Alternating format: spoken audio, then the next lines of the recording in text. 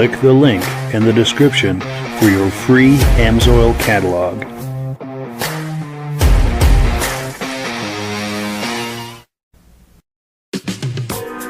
Before we get started, I'd like to give a quick shout out to some of our friends. The Eastern Snowmobile Racing Hall of Fame. Search for them on Facebook. Central Minnesota Pond Racing, some of the best vintage snowmobile racing in the Midwest. Crane's Snowmobile Museum, 172 Main Street in Lancaster, New Hampshire. The Vintage Snowmobile Club of America Quarterly Magazine. The New Hampshire Snowmobile Museum at Bear Brook State Park in Allenstown, New Hampshire. The Benedim YouTube channel, some of the best vintage snowmobile videos on YouTube. Ben's Vintage Mini Bike Podcast, the second Sunday of every month at 8 p.m. Eastern Time. The Muscle Car Show and Tell Podcast, every Wednesday at 9 p.m. Eastern Time. Second Chance Upholstery and Automotive, custom snowmobile and automotive upholstery in Derby, Vermont. I am your independent Amsoil dealer. Click the link in the description for your free Amsoil catalog. Lastly, if you decide to advertise with the Vintage Snowmobile Podcast, this could be part of your advertising message.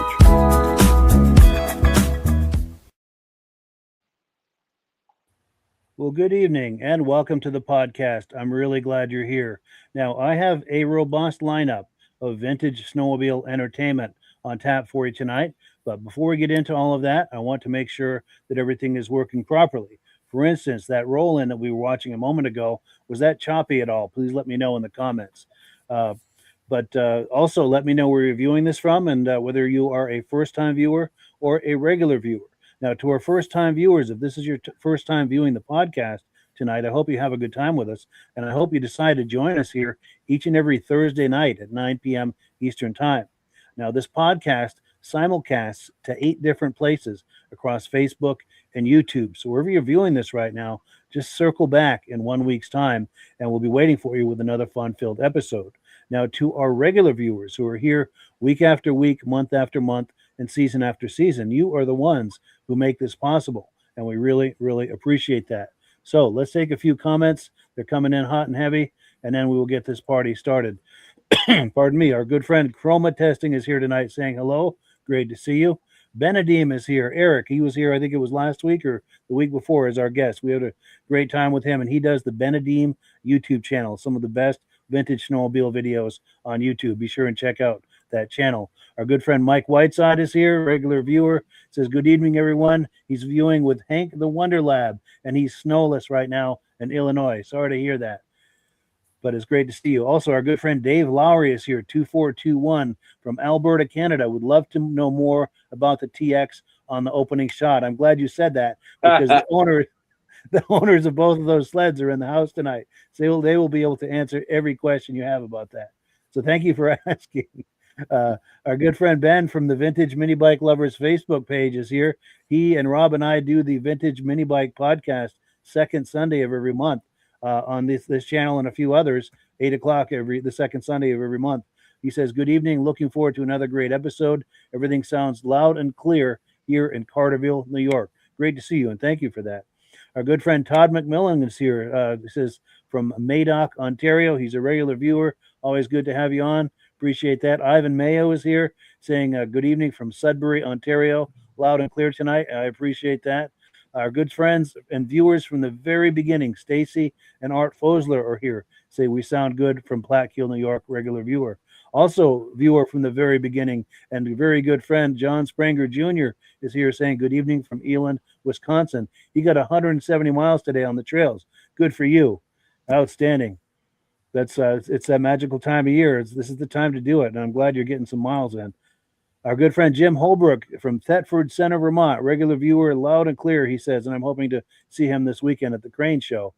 Our good friend David from Alaska Railroad saying, working good, Mike from Wisconsin, going to Eagle River next week, Wednesday, for a snowmobile trip. Awesome. We'll have a good time with that.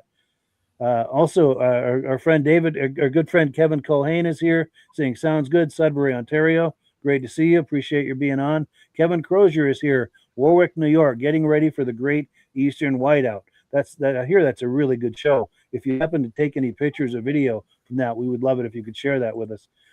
Mad Dog is here. Good evening from Wisconsin. Looking forward to a good night of vintage sled contact. No chop here, nice and clear. Well, thank you, because that intro was chopping up very badly on my end. I'm glad it was just for me. Pit Grunt is here saying, sounding great from Wisconsin. Great to see you. Dave Trim is here. Nice to see you. Carthage, New York. Regular viewer, everything sounds good. Thank you for that. Midnight Rider is here. Good evening, all from Northwest Minnesota. Great to see you. Appreciate that. Jeffrey Kuntz is here. All sounds good. Gerald, Saskatchewan, Canada. Always looking forward to Thursday. Appreciate that. Cool deal. John T. Sinna is here. We just booked a night with him on the podcast. He's coming on, I think, March the 5th, first Thursday in March. He does the Blue Ferrari Snowmobiles Facebook page. Be sure and look for that. He's in North Branch, Minnesota. Nice to chat with you today, John. Brian Van Haverbeek is here from Ontario. Great to see you. He's a big kitty cat collector. Cat Dudes is here from Michigan. Nice to see you. Our good friend Rich Shad is here. Good evening, everyone. Loud and clear, driving home to Cleveland, New York. Got a great event coming up Saturday in Fulton, New York, the Great Eastern Whiteout. Ben Nadim will be videoing that event, and we can't wait to see pictures and images from that. And thank you for letting us know. So if anyone's in that area, be sure and check out that event. I hear that's one of the top events in New York State.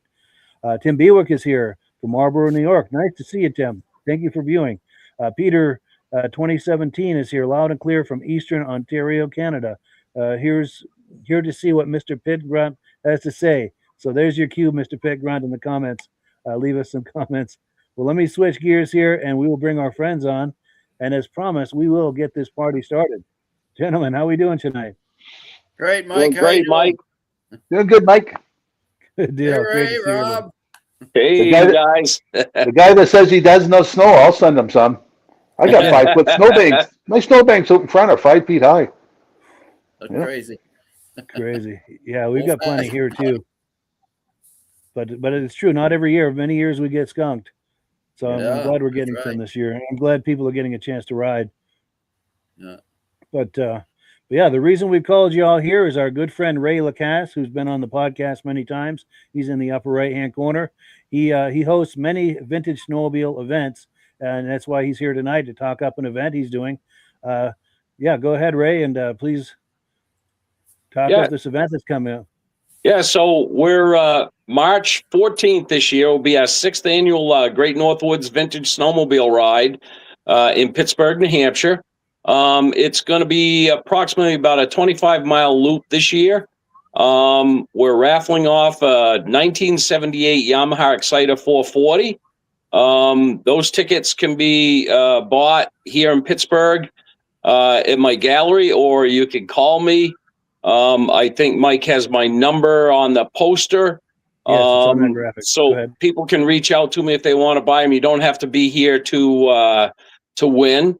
You do have to be here to pick it up, though, after it's drawn. Not that day, but you have to pick it up. It can't be delivered.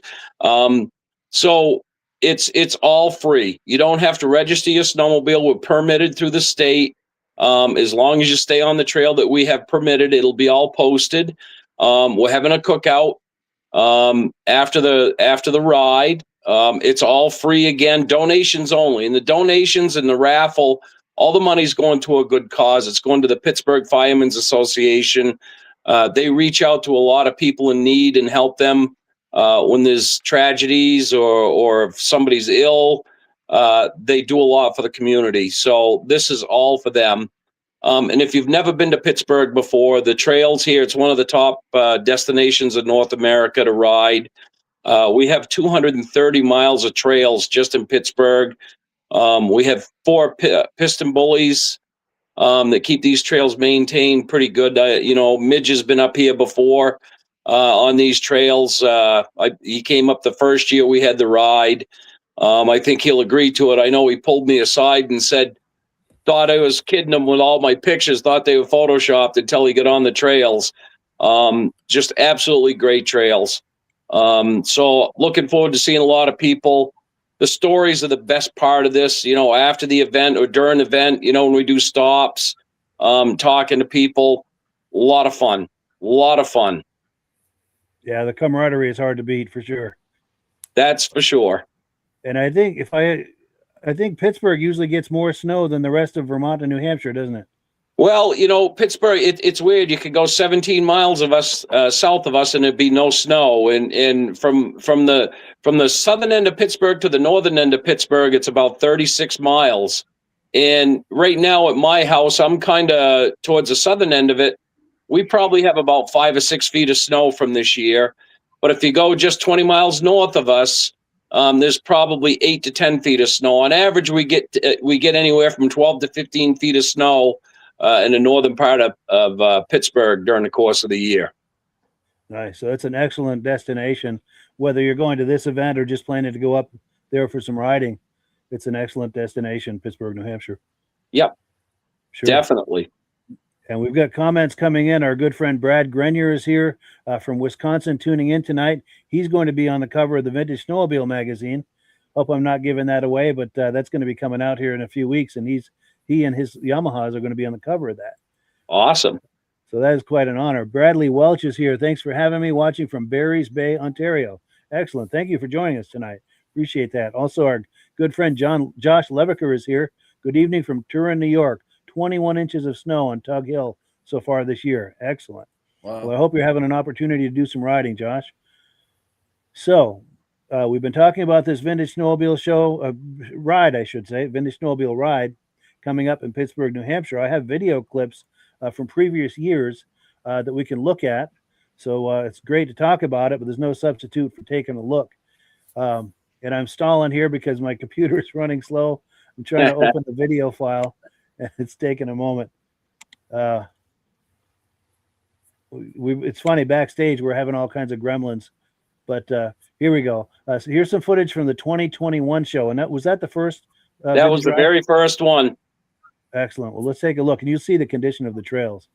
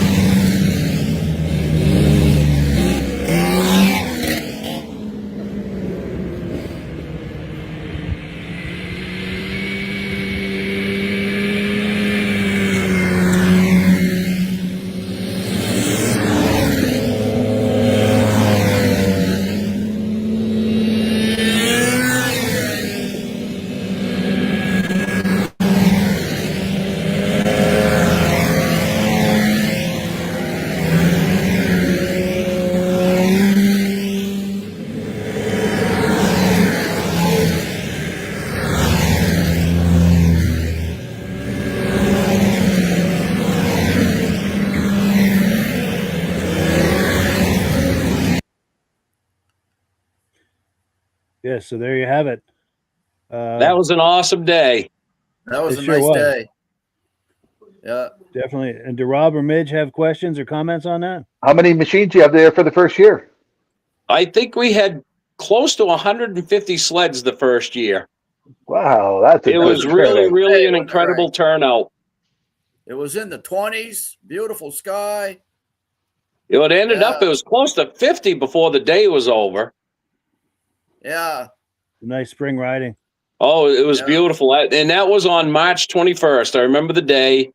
It's later in March, but usually up here, and that was a warm day for up here. And it's typically, we have groups of riders that come up here in the first weekend of May. We'll go up to East Inlet in Pittsburgh and ride to say they rode in May. Wow.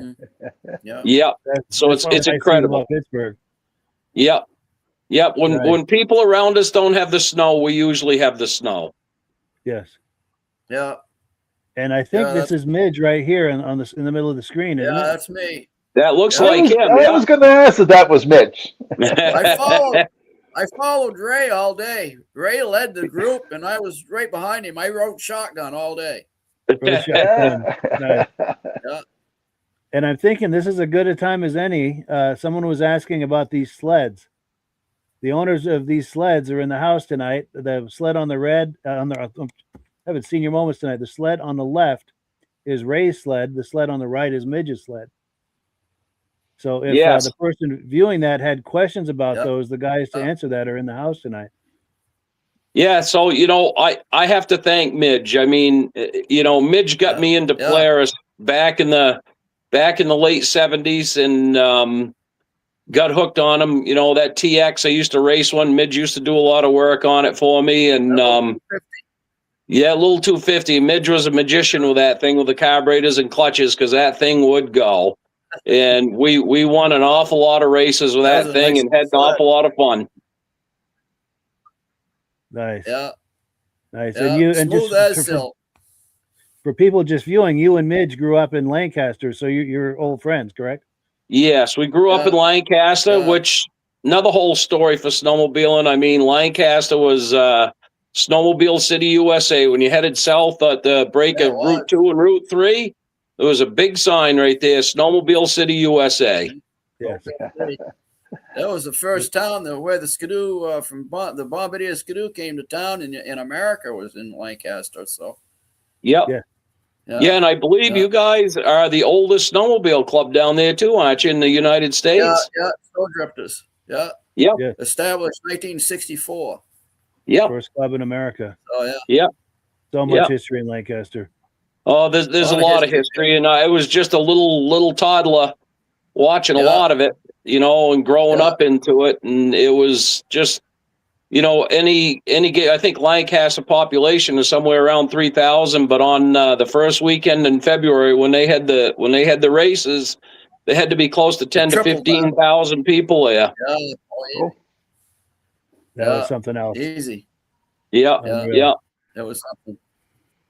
Yeah, Ray used to hang around Dick's golf station. So, Mitch and Ray, what was your first snowmobiles you had? So the first snowmobile I had, go ahead, Midge. Well, mine, of course, was a Polaris because Dick sold Polaris. So my uncle. What year? 67, 13 horsepower Colt. Oh. Yeah. Yeah. Yeah. Dick took Polaris on in 66. 67 model. Yeah. First sled we had. Yeah. Yeah. The first sled we had was a 68 Skidoo Olympic 10 horse. That's what I had. 68.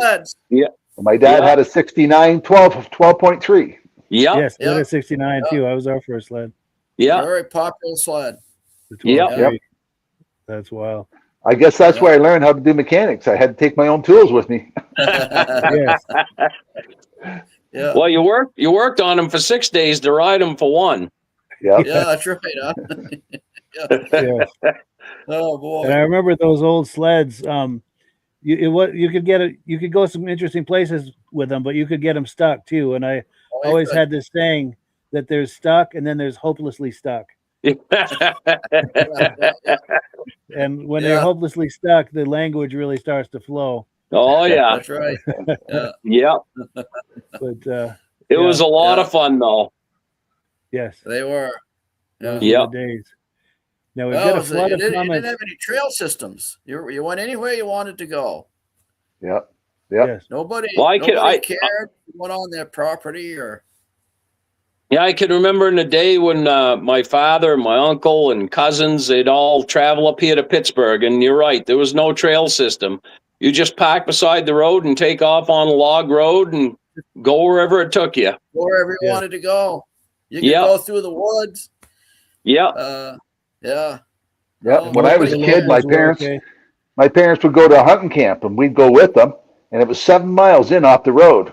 And all the kids had to walk out front to pack the snow down for the snowmobiles could make it. Our mothers were all driving the snowmobiles, eh? Yeah. Yeah. And for a caboose, they had a wheel well out of a house. That's what they used for cabooses when we were kids. And most landowners,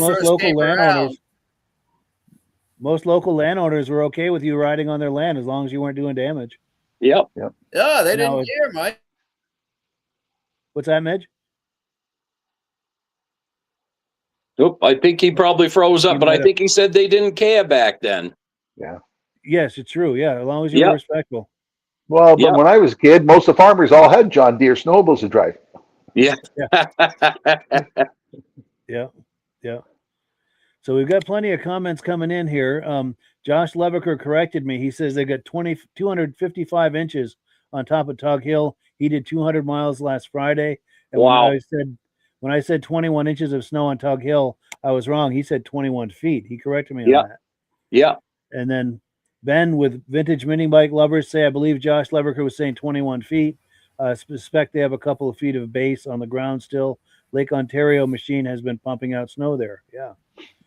Now, Cat Dudes says definitely a great looking trail. Appreciate how wide it is.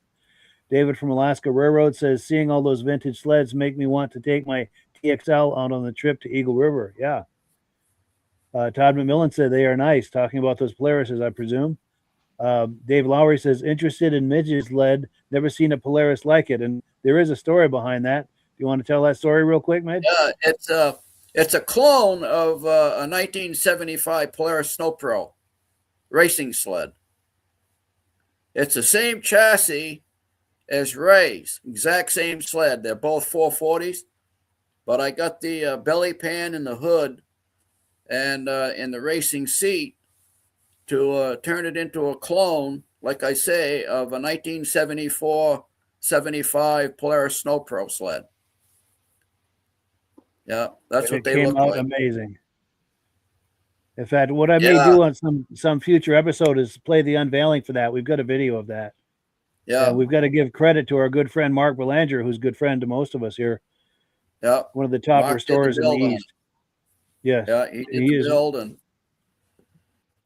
beautiful job. He's incredible. Yes, he is. The whole family is. Yeah. Great people, and every single one of them are into it. Oh, they are. Yeah. Now we've got more comments. We've got David at Alaska Railroad saying, "Good for you, Midge, getting Ray into Polaris. I too am a Polaris fan. He loves the TXs." Well, you've come to the right place. Yeah. Absolutely. Rotax 1025 says oval racers are the real deal, coming from a drag racer. Nice. He also says, anyone here race a 72 or 3 Blizzard 300? I think Jim Layton's father has one.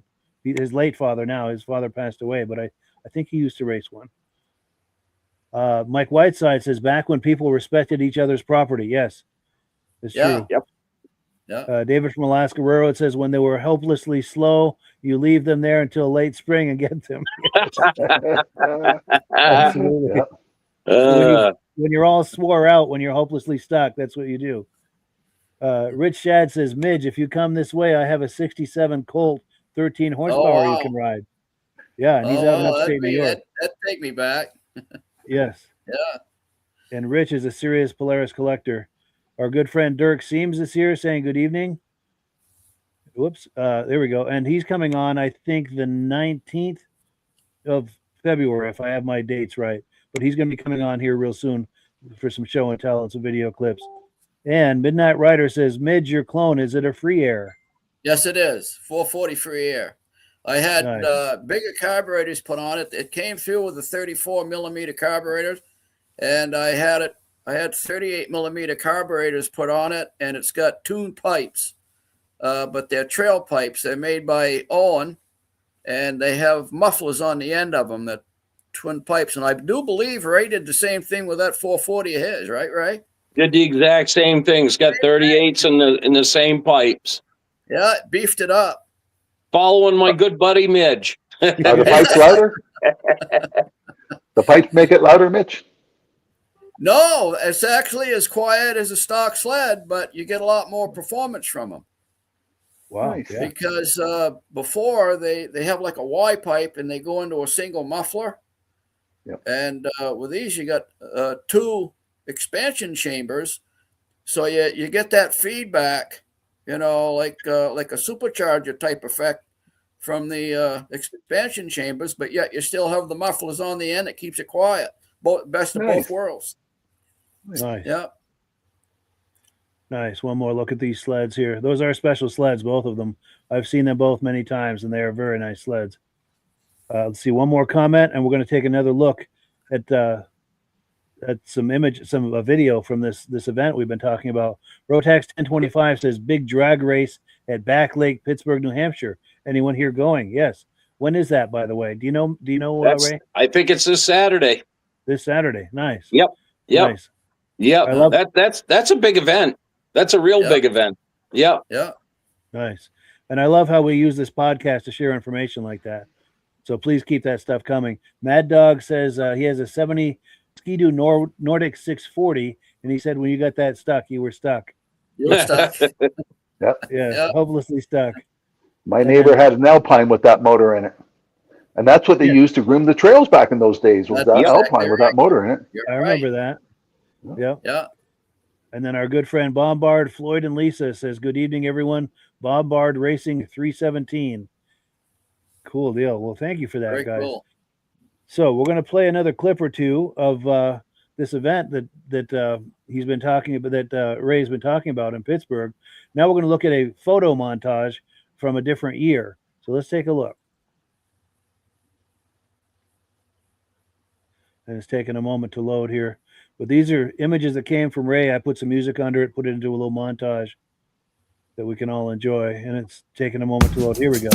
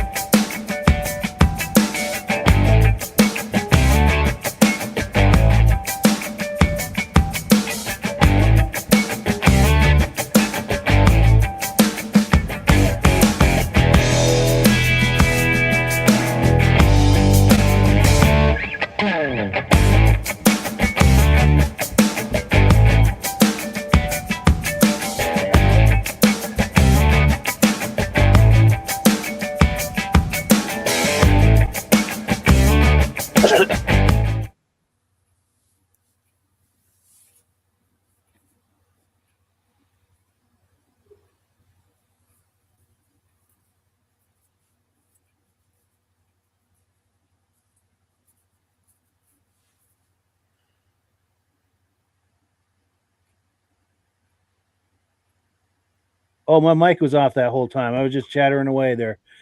Okay. Sorry about that. I was commenting about this upcoming event. We were watching clips from a previous year. This is happening in Pittsburgh, New Hampshire in March. But I wanted to see if Rob, Midge, and Ray had any comments on what we've just been looking at here with these I videos. seen in there there's something that said a 337 Edinburgh. Never heard of that. Yep.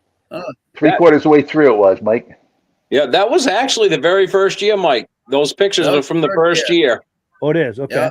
Yep. Yeah, there was a lot of sleds there. There were a lot of sleds there, I'll tell you. And the incredible part, again, was at the cookout. And I was walking around talking to everybody and just to hear the stories. And then for people that didn't know the event was going on, that came in on new sleds, and they got off, took the helmets off, and their eyes were big as grapefruits, you know. They just couldn't believe what they were looking at there. And the stories from them and telling me, we're going out to buy sleds just to do this ride, you know. it was just unbelievable. It just, there's no feeling like it, you know, the camaraderie that you had from all these people and everything that happened. I mean, you could see the cookout, everything that was going on. I mean, that's like what it used to be in snowmobile, and that's what you did. You went out to have a little cookout and do stuff like that, you know? Exactly. We used to do that all the time. Yeah. Right. We used to take some hot dogs and make a fire and have a cookout. And it may not have been with 150 people, but you had some of your good friends with you, by Jesus. We had fun. Yeah. And people coming along that you weren't even in your party would stop, grab a hot dog and stick around and maybe leave in a while, but make so many friends doing that, because we would do that too. We'd start with just our family and our neighbors. We'd ride and we'd meet up with some other people, and we'd either join them or they'd join us, and we'd go down the trail a few more miles and stop and meet some other people. And sometimes it was people we know, sometimes it wasn't, but either way it was a joyous vibe. Everyone's laughing and joking and having a good time, and 2 seconds you're all great friends, The vibration on that was amazing. And if you broke down, somebody inevitably always came along with an extra drive belt or a spark plug or extra gas or something. People would always or a rope. Yes, a tow rope. A tow rope. The last resort. And then we've got Ray right here. I think that's you, Ray, isn't it? That's me. Yeah, that's you. Nice. Yeah. Well, cool. So in case people are just joining us, I'm going to pull this away and I'm going to put that graphic up, and I'm going to give Ray a chance to give us a quick recap on this event that's coming up for people who are just joining us. Yeah, so this is our 6th annual Great Northwoods Vintage Snowmobile Ride in Pittsburg, New Hampshire. I think you can see from the pictures and the video and everything that Mike's done, and Mike has helped us out tremendously. I can't thank Mike enough. But it's March 14th of this year. It's approximately about a 25-mile ride. It goes from 9 a.m. to 4 p.m. We're permitted. So people can do the ride. They can hang there. They can do that loop as many times as they want to do. They don't have to be registered. We're permitted through the state. And if you have a spouse or a friend that doesn't have a vintage snowmobile and they just want to be there, we don't tell anybody they can't come. You can ride any sled that you want, and come enjoy it and have fun. The cookout at the end, all the stories that are going on. We're going to be trying to give away some prizes and stuff too at the end of this. So there's a lot going on. Everything is free. We do donation only, and all the proceeds are going to the Pittsburg Firemen's Association.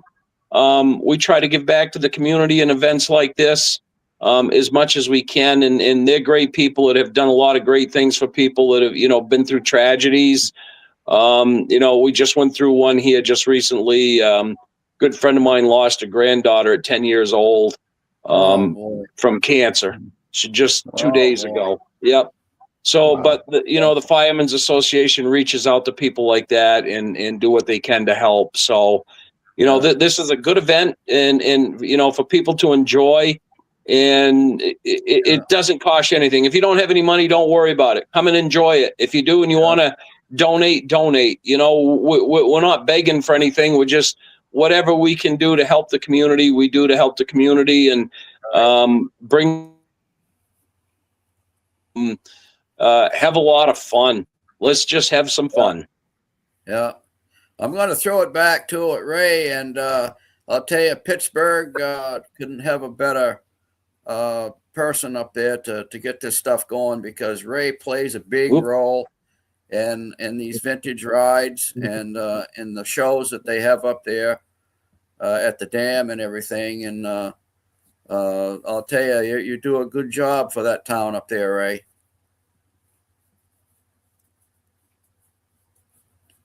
Lost you, Midge. Okay, well, am I back? I got you now, bud. Okay. Yeah, no, I just want to say that Pittsburgh's lucky to have you. Well, I'm just lucky to have Pittsburgh. Yeah, I just happen to be in a great area for this. To be in a great area for this. Yeah. No. You're a great advocate for this. Well, thank you, Midge. Thank you. And one of the nice things about this ride is because of the conditions they usually have in Pittsburgh is this attracts people from miles and miles away. You get people from Massachusetts and Connecticut coming up. That's a couple 100 miles or more. But they come up because the conditions are so good and because it's such an excellent ride. Yeah. Right. Yeah. Yeah, we get people from all over New England. Oh yeah. Yeah, a lot of people from down country have camps up there. Yep. Yeah. Yep. Yeah. Well, cool. So let's take a few comments here, and then we're going to do AMSOIL, and we've got a whole lot going here. We're just getting started. Let's see. Stan Hubble says this year's been great for riding, and I'm glad to hear that. Pitt Grunt is here saying at these shows you always show the food area. Yes, we all like food. I must confess. Maurice Bailings is a big Polaris collector from Menominee, Wisconsin. Says they've got 2 inches of snow on the ground. Trails are open for a week. Wow. Oh. Wow. It's hit or miss in some places. Good. Oh, and Stan Hubble says never go without a tow rope. Yes, good advice. And we were just talking about that. And Martin Howard. Okay, I see where you're going with that. I'm not going to say it. That's not my last name, but that's a great joke. Thank you. Ben from Vintage Minibike Lovers, our good friend, says it was actually Ray that dropped off these gremlins. Yeah, having gremlins. Yeah. Yeah, it was your turn, right? My turn. Yeah, sure. Yeah, that's right. We each take a turn. And then David from Alaska Railroad says, I find making a friend with a total stranger is always easier done in the snowmobile world than on a city street. It's one of the most amazing things about snowmobiling. True words have never been spoken. Well said. Yep. Yeah. Well, you already got something in common. Yeah, that's right. And I'm going to put a question to the three of you as well as to our viewers. Do you find that the vibration at these vintage snowmobile shows, I find it to be very joyous, and it's really easy to talk to people, and everyone's having a good time. And just like he said, everyone's having a good time, and it lubricates the social process. I think just makes it real easy to visit with people and laugh and joke and have a good time. Yep. Absolutely. To make a quick little short story, my best friend, we go snowmobiling all the time, and gone away for the whole weekend. I come home and only been home for an hour, and he'll call me up to say, hey, I forgot to tell you about this. The wife says, you've been with him for 2 days. He's got to call you within an hour? I said, yeah. Nice. That's awesome. Well, then our good friend Dirk Seams echoes what we've been saying. He says for sure about the camaraderie and how easy it is to visit with people because it's such a joyous vibe at these snowmobile events, especially the vintage ones. Here we go. Midnight Rider says, I was on a night ride with friends last night. The tow rope comment came up, and one of the new sleds overheated. It was dead on the trail with no rope. That is a bummer. Yeah. That's almost as bad as being hopelessly stuck. Yeah. And then Ben from Vintage Minibike Lovers says, I've yet to run into a curmudgeon at a snowmobile show. Good point. Would you guys agree with that? I agree with that. Oh, yeah. It's a curmudgeon-free zone, I think. Yep. And David from Alaska Railroad says, yes, Mike, vintage snowmobiles make me tingle inside. I love those old sleds. Yes. Yeah. And I think we're all here because of that tingle. Oh, and here we go. Our excellent friend Carolyn Eastman is here. This is the wife of Bob Eastman. Everyone always has a great smile at all events. Everyone loves the gatherings who attend, and great memories are shared. Yes.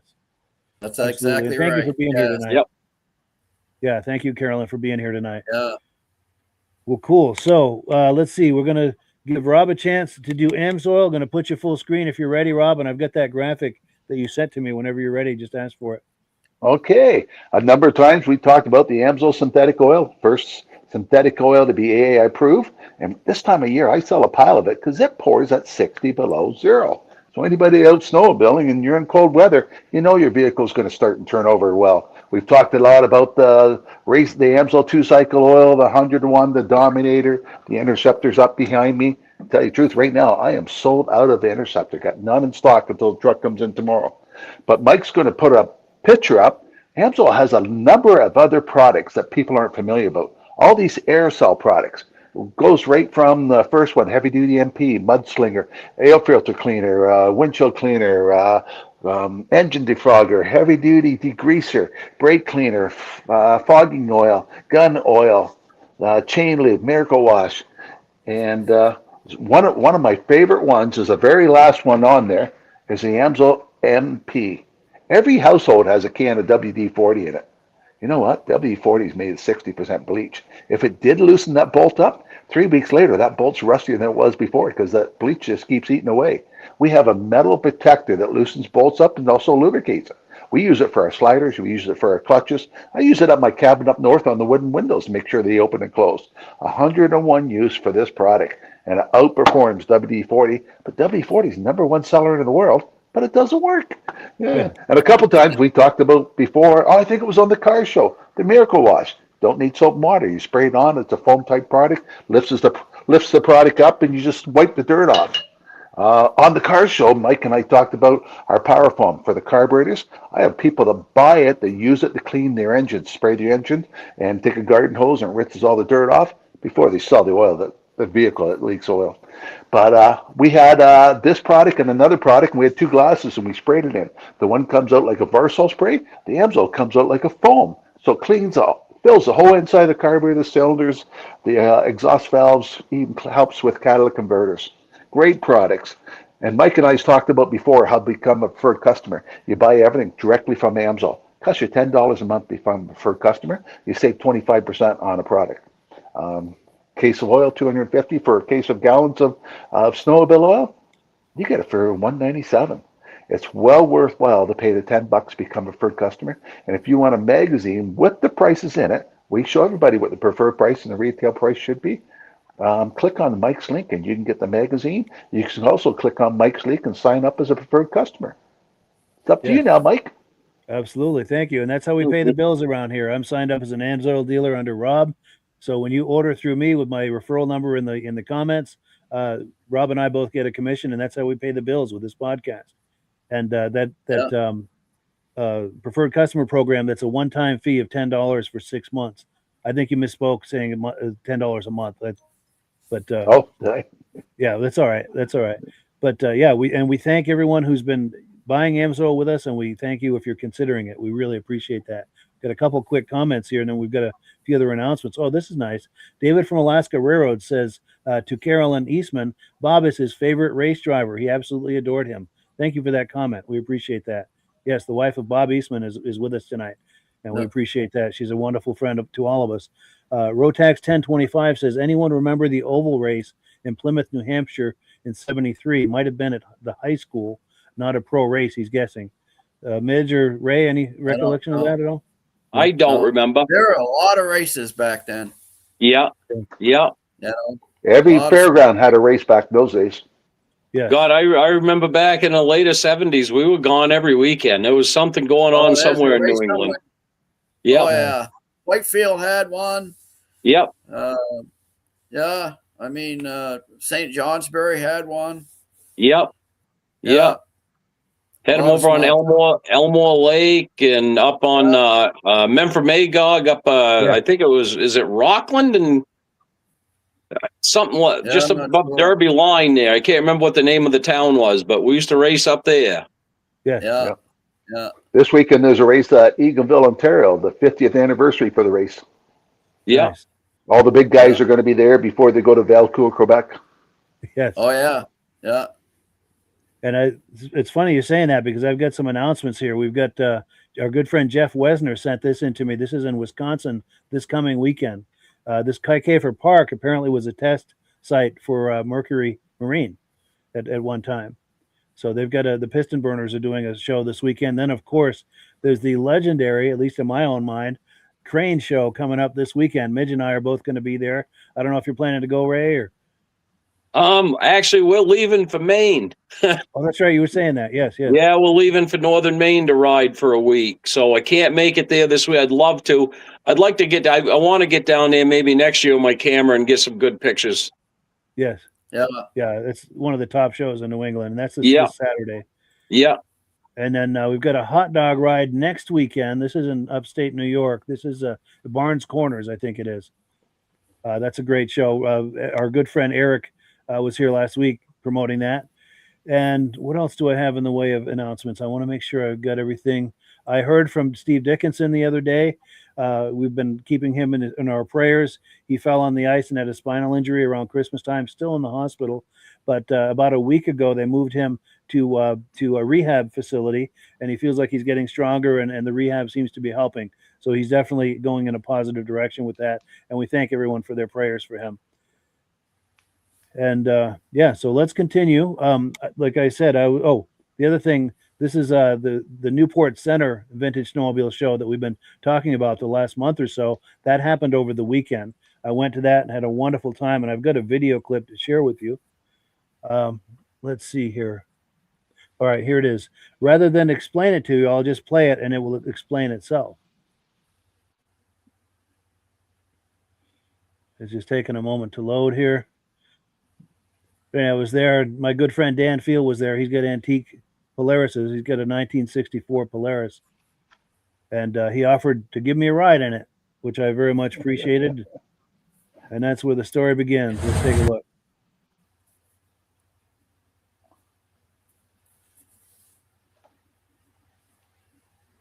Want to go for a ride in this, Mike? Hell yes, let's do it. Perfect. Thank you.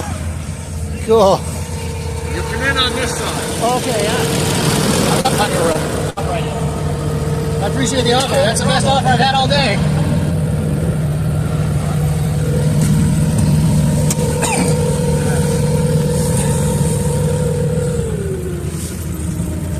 Am I scooched over enough?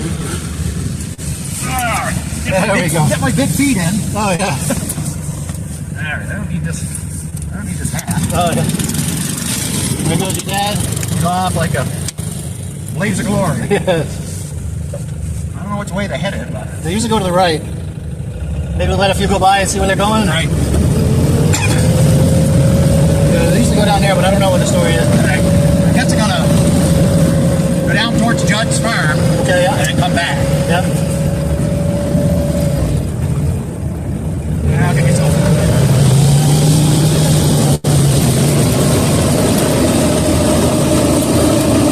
Had a good turnout.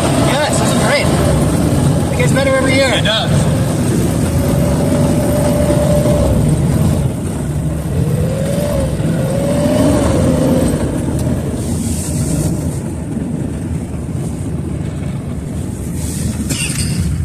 You okay to hold on to this? Oh yeah. Yep. Oh, yeah. Excellent. Just trying to get situated here. Yeah, this is great, man. I appreciate it. Good, clean fun right here. That's right. The thing with the cab, I mean, there's no heat in here, but there's no wind either. So That's half the battle. Yeah, for sure. Okay, cool.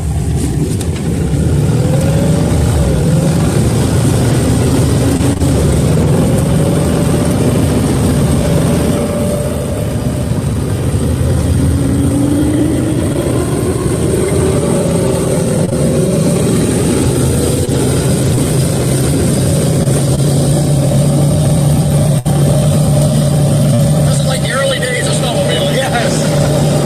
This is what, a 64? 64. It's a year before. 82. Oh, really? Nice. That's cool. There we go. Class of 82 must be, right? Yes. Yeah, that's cool. Yep. Hey, Robert.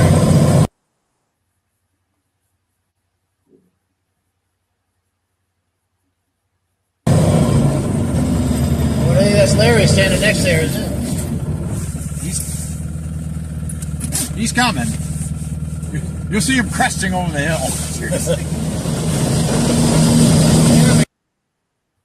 So he never did come back, so we went to go check on him.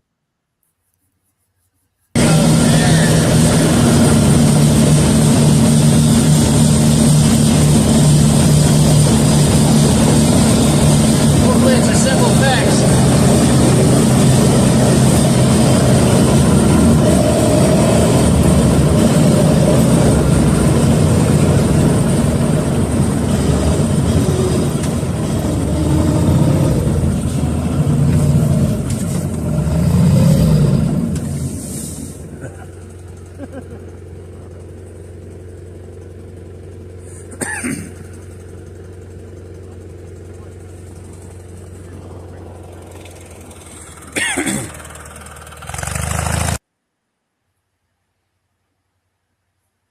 So if you can't read that, they couldn't get it started, so they decided to tow it back. Dan is going to tow it up into that field to turn it around. The workhorses, huh? Wow. I told him that.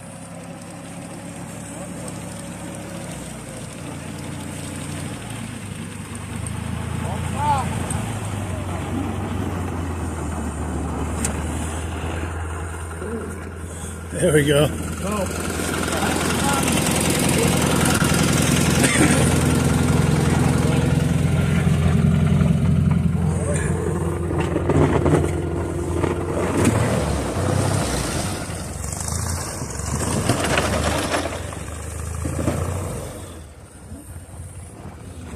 Boy, those are beauties. Yes. And we're working on bringing Dan on this podcast sometime soon too. He's got a real nice collection. Wow, those are nice ones. Yeah. Looks like a lot of fun. Yes. Yeah. Even when they break Remember down, that they're still one fun. Dick had a big one like that once. Well, Yeah. Somebody traded it in. And Nice. we almost sold it to Merle Tenney for the pipeline. Merle took it down. I went down with Merle on the meadow with it and had reverse and had a great big huge two-cylinder Onan engine on it. Huh. Yeah, it was a nice sled, nice big Polaris sled. And Nice. Merle didn't take it, but somebody else came in, had to have it, so they took it. Huh. Nice. Yeah. Yeah, that was a very capable machine for what it is for 1964. I found it was very comfortable to cruise down the trail, and it was a good workhorse. I had no trouble pulling that other sled. Not a problem. Yeah, no. Yeah. And then to turn it around, he had to go into the powder to turn it around, and it was very capable in the powder. Yeah, no, they went good. Yeah. That's incredible. Yeah. In fact, Polaris, I think, was in New England before the Bombardier Skidoo came down. Oh, really? There was a few people around that had those old big Polarises. Sure. Now we've got comments that have come in. Our good friend Dirk Seams says that looks like a nice warm ride in there in that enclosed canopy. That was very nice. Out of the wind, it was really nice in there. You really didn't need heat. And I don't know if you noticed, he was driving with his bare hands. He didn't have gloves on. Yeah. And then amazing. Todd, go ahead. Todd McMillan is asking, where does Rob live? Ontario, outside of Toronto. Nice. And the city of Toronto still snowed in. Still snowing. Wow. It's been 10 days now, and they got some streets still don't have open up. Oh, They brought snow melting machines in because the banks are so high. That's wow. And then our good friend Ben from Vintage Mini Bike Lovers says, what was that earlier discussion about a tow rope? No one is immune. Even these cool looking snow travelers. It's true. Yeah, always have a rope or a strap. Nothing is immune to that. No. No. And then Carolyn Eastman, a Polaris lover, says she likes that machine. Beautiful machine. Beautiful machine. Yeah. Yes, and those were both pristine machines, both Dan and his father. Showroom quality. Yes. And then Dirk is asking, did that have a wood and chain track? Yes, it did. Yeah. Yeah, wood slats on there. Yeah. Well, cool. So let me switch screens here. I've got a couple more clips to look at. It's 9:55. We might go a few minutes over. Trying to find my place here. I wonder if that wooden track does better than the Arctic Cat cleated track. Because whenever I crossed the road with the Arctic Cat cleated track, all I seen was sparks. I'd have to get off it. Yeah. Yeah. And they got interesting on pavement too. You could get just stuck on pavement with those. Yeah. I did that a couple times. But here we go. Yeah. I've got those hardwood cleats lasted a while. Yes. Now I've got a video clip. Our good friend John Sinna, who I believe is watching tonight, I hope he is, sent me some video clips, and I put them together. And here they are right here. Let's take a look here, and we'll react to it on the other side. And John is coming on the podcast here in a few weeks also. Farm place here. So, nice setup out here.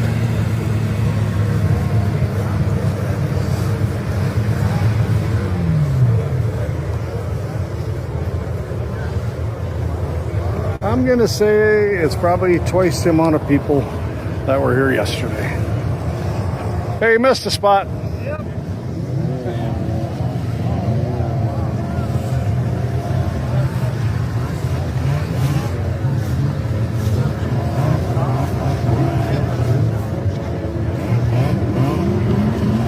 What year is your Mercury? Mine's a 76.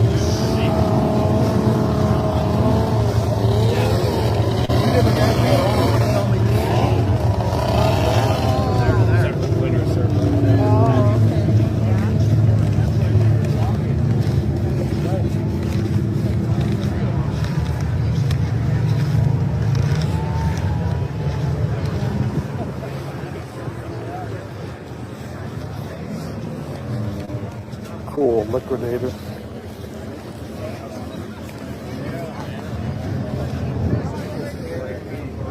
Okay. So white. Yeah, exactly.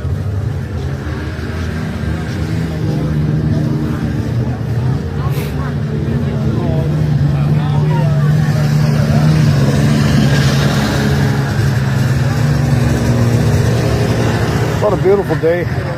No wind. A lot better than yesterday.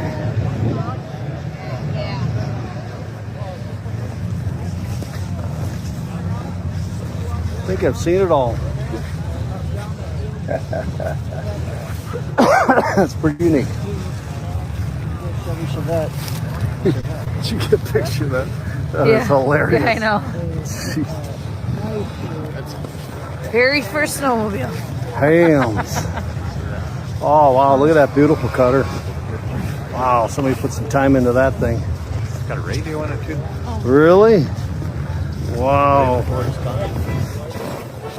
Where's the battery hiding at? I like that.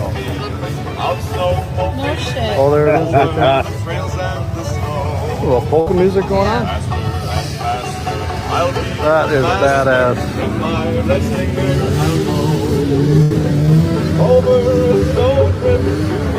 Gee. Nice looking daddler. Raider. Ski whiz with maybe a player's front end. Another Mr. Twister. Or Twister, I should say. I think that guy's probably going to win. The only sled in the row.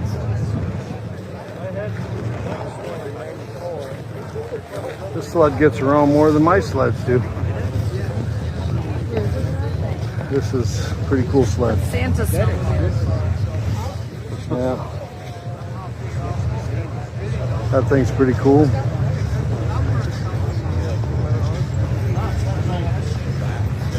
RXL.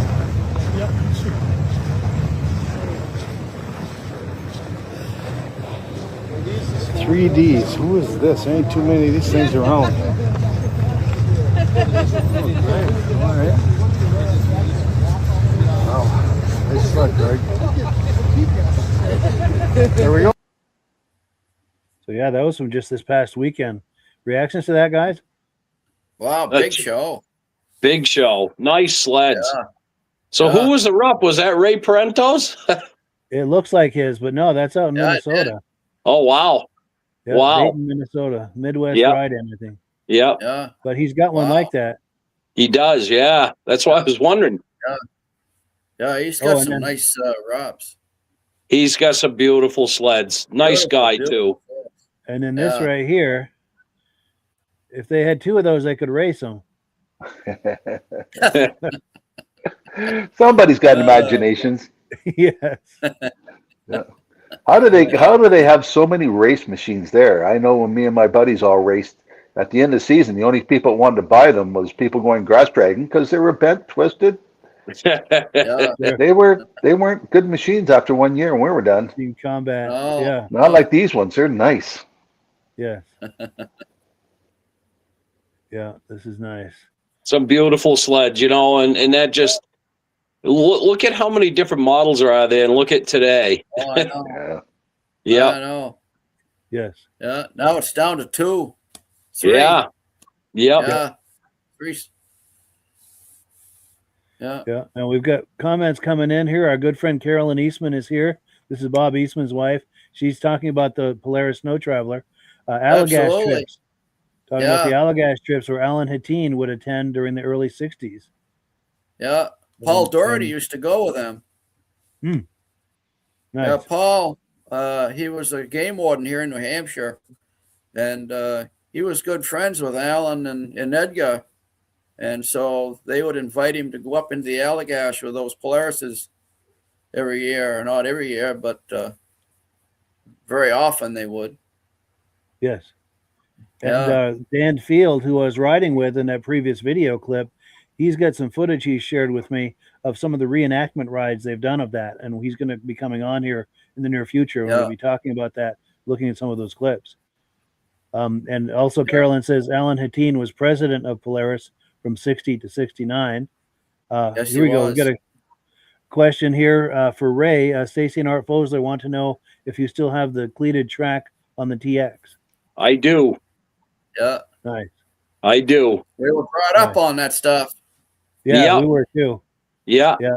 Yeah, to be real careful crossing the road. Yeah. Oh, yeah. And Mike Whiteside, go ahead. I'm sorry. Great. I had a 76 SRX 340, and the cleated track let go and came right through the tunnel. And I still got a scar on my back from it. Oh, came right up through? Yeah. Oh. Yeah. Yeah. When those cleats came loose. Yeah. Now, Mike Whiteside says, great show tonight. Carolyn Eastman says, Alan had a machine. This Alan Hatteen had a machine in 64, similar as the one that I rode in. Very cool. Nice. Yeah. Thank you for that information. And John Spranger Jr. says, awesome show tonight. Great job. We appreciate that. We're going to look at 1 or 2 more clips, at least one anyway.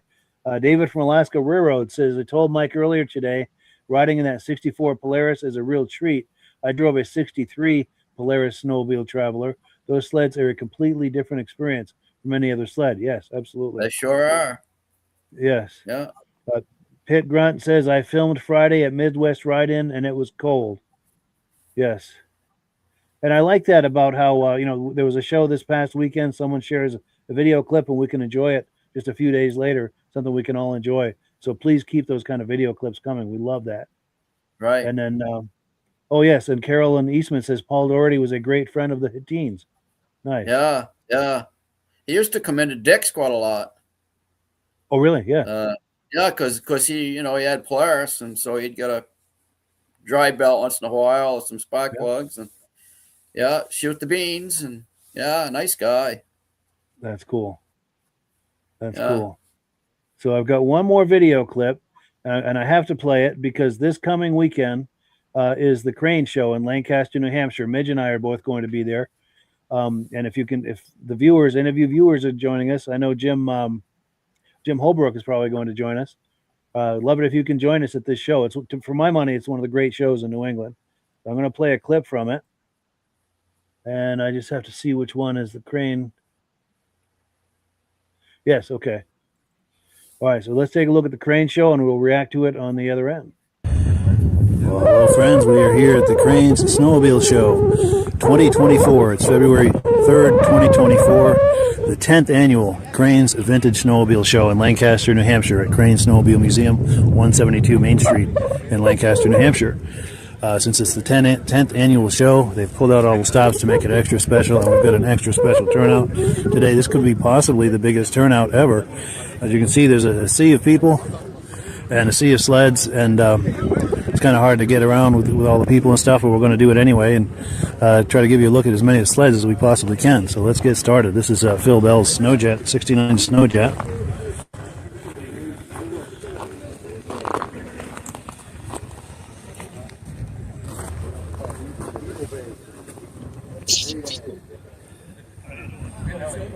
So these are Ed Stabs and Jeff Mower's sleds, these here, huh? I believe so, yeah. Ed's got that, what is this? That TC? I've never heard of that. This one here? Way up, that orange. Oh, yes, yeah. Yeah, it's very unique because the fiberglass cab is incorporated right into the metal of the chassis. So you can't remove the cab. Interesting. Yeah. Never seen anything like that. That's a 66, which is quite stylish for a 66 sled. Yeah. Definitely.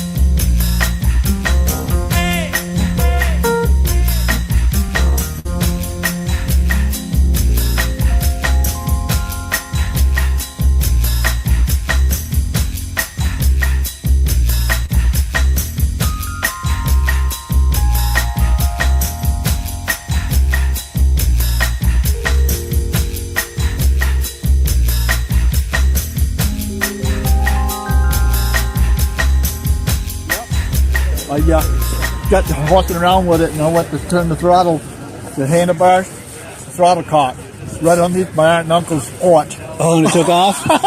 Brand new sled. My father was not a happy camper. No. Crazy. It was Wow. fun. And it was just like this one, you say? Yeah, same color, everything. Wow. And as the owner of this, do you want to make any comments about it? Or? Oh, it brings a smile to my face every time I ride them. I'll bet it does. Yeah. My husband started out riding these back in the 70s. Was the first Nice. he had. The 68. 68. Yep. It's pretty Yeah. rare. Yeah. It's in good shape. Yeah, it's all original, not restored. Really? Yep. Wow. You don't see these very often. Yeah, the carryover. That's amazing. I think that might be the first one I've seen in person. The best behaved kids around. Yes. That all started out ordering the wrong size suit online. he gets them running and I clean them up. Nice. Well, cool. Well, thank you so much. Oh, thank you. Yeah, those kids were very well behaved. Yeah. Yeah. Never said a peep all day. Yes. Yeah. Reactions to that, guys? Oh, just a lot of Oh, memories. great show. Yeah. Yes. What a good selection. The red Arctic Cats, those ones right there. I seen one with a caboose that matched it.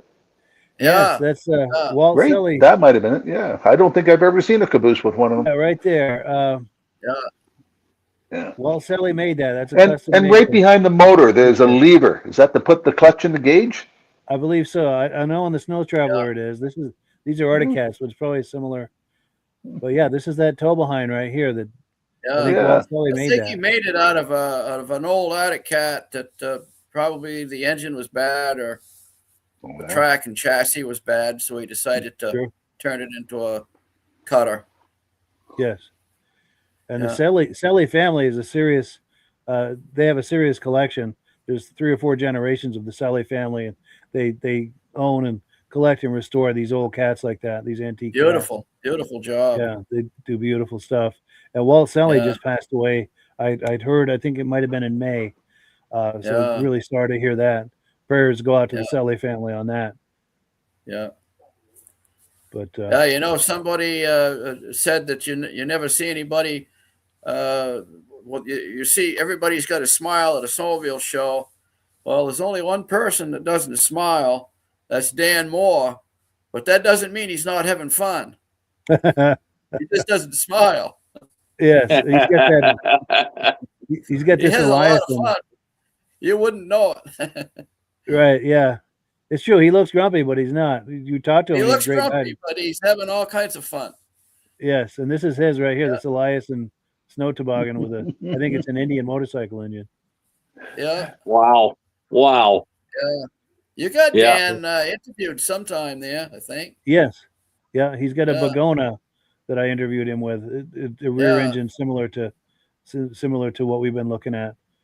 Yeah. I'll have to play that sometime. Well, I And tell you, looking at this, these sleds, it's just amazing how just from like 72, 73, how much they evolved around the 76, 77 era. I mean, you look at those Arctic Cat Zs and the TXs and stuff and those RUPs and just and the Skidoo RV, just unbelievable just in a short span how much they evolved. That just showed how much dedication it was in that program with the snowmobiles. Yes, and the competition was driving that think too. the I think. evolution of the snowmobile, I think it was the fastest turnaround for motorized vehicles that I've ever seen. Yeah, I would agree. As far as a leap in technology, like you say, from the 60s to the 80s, the 90s. Crazy. Yeah. And especially Insane. that window from about 72 to 77. I think that was the real, you could say like the whole 70s decade, but you look at 72 to 77, that was an incredible 5-year period. Golden era. Yeah. Yeah. I think that's when they had the best race machines too, back in those days. Yeah. I believe so. I would say agree. the 70s is the golden era of snowmobile racing. Yeah. Oh, for sure. What a time that was. Yeah. And in case you're just joining us, we've been looking at footage from the Crane show That show is coming up this Saturday, 172 Main Street, Lancaster, New Hampshire, at Crane's Snowmobile Museum. If you're in New England, it's the show as far as I'm concerned in all of New England. And hope you join us. Midge and I are going to be there, and it is so much fun, that show. And I wanted to make one other quick comment. We were talking last week about a tow behind that we had when I was a kid. It was almost like a dog sled. And I was going through some footage. Why isn't that popping on the screen here? There it is. Okay, I guess it's just not popping for me. But that yellow tow behind, it's not up for me, but if it is for you, there it is. Okay. That's exactly like the one we had when I was a kid. In fact, they may even be it because we sold it, I don't know, in the 80s, and someone might have bought it, and this might very well be it. But it's just like that. And I used to ride on the back of that when I was about 8 or 10 years old. And you had to do, if you wanted to stay on the back of that, you had to do some body English to stay on there. But at that age, I loved that. You know, I would hold on and just, I was all about it. Exactly. But so before we close things out, I'm going to pop the graphic for Ray's show that's coming up next month. Give him one last chance to give a pitch on it. Yep. So again, March 14th, it's the 6th annual Great Northwoods Vintage Snowmobile Ride in Pittsburg, New Hampshire. We're also, too, you see in the center, we're raffling off a 1978 Yamaha 440 Exciter. Thing's in pretty good shape. It runs really good. Again, it's from that era. It's a great sled. All the proceeds, again, are going to the Pittsburgh Firemen's Association. Ride is permitted. You don't have to register your sled. You can come and just ride on the trail that day. Come up and enjoy some wide, flat trails. Yes, it's an excellent best ride. Riding in the whole state. Yeah, some of the best conditions in the East. Yep. Yeah. And we're behind on our comments, so I'm going to take some comments, and then it'll give us each a chance to do a closing comment. Let me see here. Oh, yes. Okay, here we go. David from Alaska Railroad is saying that it's so awesome to have a racing legend's wife on our show. We are golden right now. Absolutely. And he's talking about our good friend Carolyn Eastman, the wife of Bob Eastman. She's a good friend of ours, and she comes on the podcast quite regularly, and we very much appreciate that. Definitely a big shout out to her. Yes. Also, Rob Hilditch saying, I got a question, Mike. Go for it. When I'm watching it on my phone, it's a 7 minutes delay. Is that just in case Mitch says something and you got to beep him? Yeah, you got to watch Midge. No, it does that on mine too, because I have it going on with my phone here, and it's a delay, just technology, I think. But it's good observation. I've always been behind anyway. Sure. No, but Midge is not going to say anything on here that he shouldn't. But it's a good joke though. Tim Bewick says great show. We appreciate that. Todd McMillan says great show, guys. Thank you so much. Dirk Seams says, do they have a vintage ride with this show? Yes and no. It's right on the snowmobile trail, so you can go for a ride, and there's some fields nearby. You can go right around on those fields, but there's not an organized ride. It's right ride. on Corridor 5. Yes, but it's not an organized ride where everyone says, all right, we're going now. Yeah, but you just go as you want to and feel like it. It's not an organized thing where everyone goes in a line, you know. But you definitely can ride. There's plenty of space to ride your snowmobiles if you bring them there. Rich Shad says another great show as always. Appreciate that. Ben from Vintage Mini Bike Lovers says great show tonight. Look forward to seeing everyone next week. Thank you for that. We're going to be looking at some Polarises next week. Brendan, I can't think of his last name, but a young man, Brendan. I wish I could think of his last name, but he's got a wonderful Polaris collection. We're going to be looking at that next week. David from Alaska Railroad says, I'm a super TX fan. However, the sight of a 76 Rupp 440 Magnum makes me tingle inside. Yes. That's Ray Parentos. He's got an amazing Rupp collection. Midnight Rider says, another great show, guys. Thank you. Appreciate that. Alaska Railroad says, I agree, Ray, late 70s, things really changed. Yes. Yeah. Mad Dog says, nice show tonight. Looking forward to next week. Those rear engine sleds were really nice looking sleds. Would love to find one. Yes. Yeah. Oh, we made Carolyn blush. She's saying, thank you. Our good friend, Carolyn Eastman. And we appreciate your being here tonight, Carolyn. Oh, here we go. David from Alaska Railroad wants to know, Rob, where is Daisy Lou? Is she with you tonight? Daisy's got a dog babysitter here, so the two of them are in the backyard running around. Oh, good. Yeah. Excellent. And then Stacy and Art Fosler say great show, and we very much appreciate those comments. So before we wind down, I'm going to go around the room here for some quick final comments. We'll go clockwise. Midge. Yeah, it's a great show, and glad to see Ray still having that ride up there, and maybe Mark and I can make it up. Hopefully, Mark will pick me up, and we'll try to make it this year. And yes, our good friend Mark Belanger. Yep. Some great videos tonight. Well, thank you. Yes. And go ahead, Rob.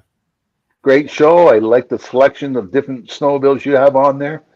Stuff I've never seen before, but looks pretty good, and it was fun being here. Good deal. Appreciate it. And Ray. Yeah, great, Mike. Mike, we really appreciate you. You know, this really helps us a lot, and it's great to see you. It's great to see Rob. It's great to see Midge. You know, Midge is always in my heart when it comes to snowmobiling. I always talk about him a lot. We're family, Ray. Yeah, we're family. Always going to be family. Yeah. So yeah, thank you very much, and hope to see a lot of people come up to this. It's just a great event, and to see the smiles, it's worth everything. It's priceless. Yes. Yeah. Yes. Oh, and in closing too, one comment I have to make. Ray's uncle Bud, I knew him when I was a kid. We were CB buddies, and I just wanted to give a tip of the hat to the late Bud Lacasse. Yep. I remember those days. Yes, those were the good old days. Yeah. I popped that graphic one more time for the ride coming up March 14th, Pittsburg, New Hampshire. It's an amazing ride. They always have excellent snow, excellent conditions, excellent food. Everything about it's excellent. So if you're looking for excellence, that is the place to go. But, thank you again. Thank you, Mike. Oh, my pleasure. My pleasure. So thank you to everyone, to all of our viewers, and to Ray, to Rob, to Midge.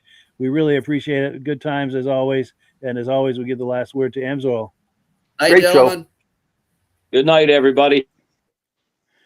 Hello, everyone. This is Rob and Mike. How you doing today, Rob?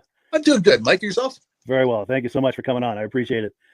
Now, today, we're going to be talking about Amsoil. And in a few moments, we're going to show you how you can get the deepest discounts, free shipping, and free gifts when you order your Amsoil products through us. But first, I'm going to ask Rob to give you a quick description of what Amsoil is and why you should consider using Amsoil products in your motorized vehicles. Thanks, Mike. Amsoil is 100% synthetic oil. Everybody uses Amsoil for a different reason. Some people like the benefits that Amsoil is warranted for 25,000 miles or 1 year.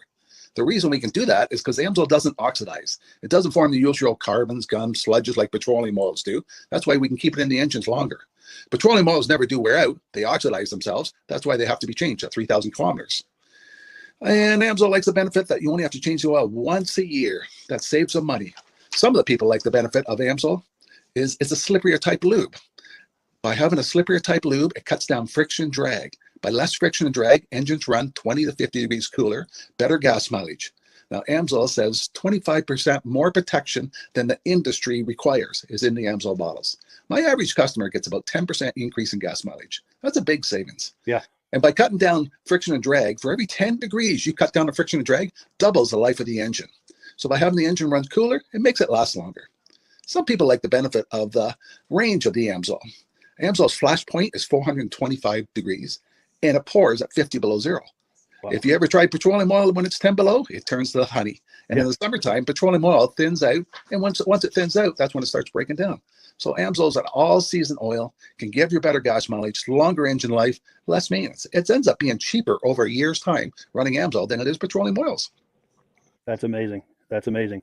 And Amsoil is available for pretty much any motorized vehicle, anything from lawn equipment, cars, trucks, boats, ATVs, motorcycles, snowmobiles. Yep. And a lot of people phone me up and say, well, what's the benefit of our gear lube? Exactly what I told you about the engine oil. It pours in cold weather, it runs cooler, makes the equipment last longer. And they say, well, what's the benefit of the small engine? Same thing. Makes the engine run cooler, last longer, better performance. So it saves on all the applications that Amsoil has available. Wonderful, wonderful. So yeah, let's talk now. Hopefully this has convinced people to think about maybe joining us in the AMSOIL experience. Let's talk about some of the discounts and free shipping and how that all happens. I'm going to pop a graphic on the screen. And yeah, by all means, if you want to talk people through how this preferred customer program works. AMSOIL has a number of different programs. One of our main ones is a catalog customer, where somebody can order directly out of our catalog. If they order out of the catalog, they order $100 worth, AMSOIL will ship it right to their house. But our best program is our preferred customer. For only $10 for 6 months, you become a preferred customer, you save 25% on all the product. You order $100 worth, they're going to give you free shipping. You don't have to order a whole case. You can mix and match. Say you want 4 bottles of small engine, 7 bottles of 5W30, and a couple of gear loops. You can mix and match. You can order 1 bottle at a time if you want. There's no minimums, no maximums. By being a preferred customer, you save over 25% on all the products you're going to buy. AMSOIL sends you extra gifts, a $5 gift certificate on your birthday, $5 when you renew your account, and stuff like that. So it's a good way to save on some of the products you want to buy. For sure. Yeah, it's an incredible value. And this is the deepest level of discount that anyone can get when ordering AMSOIL. Is that correct? It is. Wonderful. So let's take people through the step-by-step experience of placing an AMSOIL order. Then that would include signing up for the preferred customer preferred customer program, so they can receive those deepest levels of discount. So let's go to the website. This is what the website's going to look like. These are some screenshots. Once you go to amsoil.com, there's a link in the description, or you can just type that into a browser, amsoil.com. This is the page you land on. At the upper corner of the page there, you see how I've circled in red. That is the link to click, the Join Now link. That will take you to the Preferred Customer Program page, where you can take advantage of all these discounts and free shipping and everything that we've just been talking about. This is what that page looks like. In the lower right, you're going to click Join Now. This will pop up. You select the duration you'd like, whether it's 6 months or 12 months, and click Add to Cart. Now, once this pop-up goes away, you'll be back on the main page. And the upper left, you'll see where I've got that red arrow. It says Shop. Now you can start shopping for products, and on your very first order, you're going to get these discounts and the free shipping as long as it's over $100. You'll get all of these benefits right away. So once you click Shop, it's going to take you to the product page. There's different types of oils, lubricants, so on and so forth. For the benefit of this exercise we're doing now, I'm just going to click motor oil. It shows different types of motor oil. Let's click gasoline. Now this takes us to an item. It's their synthetic motor oil. And you can see the item there, and there's choices for different viscosities. But take a look at the price. Let's take a closer look. Let's zoom in. But if you've joined the preferred customer program first, you're going to automatically get the deepest levels of discount. That's what we're looking at here. You're saving $3.80 on that quart of oil. Instead of paying $16.29, you're now paying $12.49 for that quart of oil. That is the deepest level of discount you can possibly get. And then you just add the quantity that you'd like. You select any other items that you're thinking about, add them to the cart. And once you click Add to Cart for the final time, you're going to see this come up at the top of the screen. It's going to show your items and your the total that you're at so far. Pardon me. And then you just click View Cart in the upper right, and that'll take you to your cart. Take a close look here at the upper right. That blue box shows that you're getting free shipping. You're eligible for free shipping on this order because it's over $100. That little yellow box shows that you've got the preferred customer membership on your order that gives you the deepest levels of discounts for the next 6 to 12 months. And then below that, you've got the items that have been selected. For the exercise here, I selected 9 quarts of the signature series, but that brings us up over $100 for the free shipping. We're saving $34.20. And if you're ready to finish, you click Checkout Now, and that takes you to this screen here.